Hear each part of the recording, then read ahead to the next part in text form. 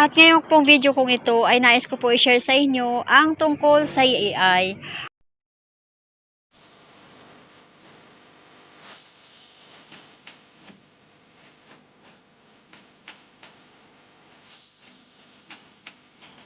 Ang pinakasimpleng definisyon ng artificial intelligence ay anumang teknolohiya na ginagaya ang galing at talino ng tao. And what is AI? Key thing to understand is that AIs are able to learn and change by themselves, to make decisions by themselves, to invent new ideas by themselves. If a machine cannot do that, it's not really an AI.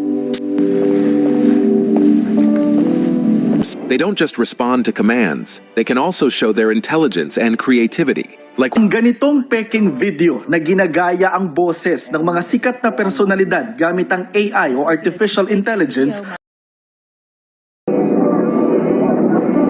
Ang kanila may ipon, siya na nagiging pagkain.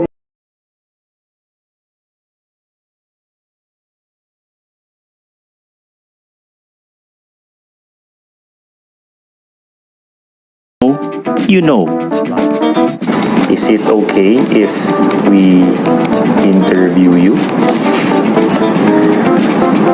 Ang chatbot, parang taong makipag-usap.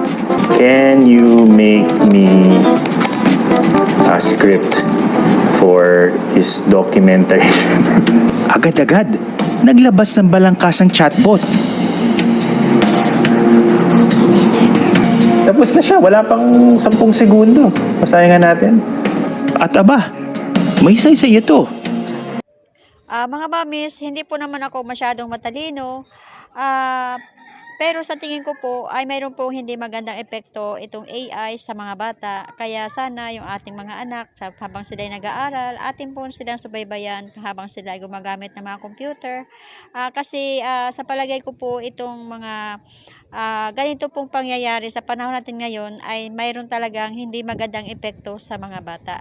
Sana nagustuhan niyo po yung video kong ito mga mamis. Thank you po for watching!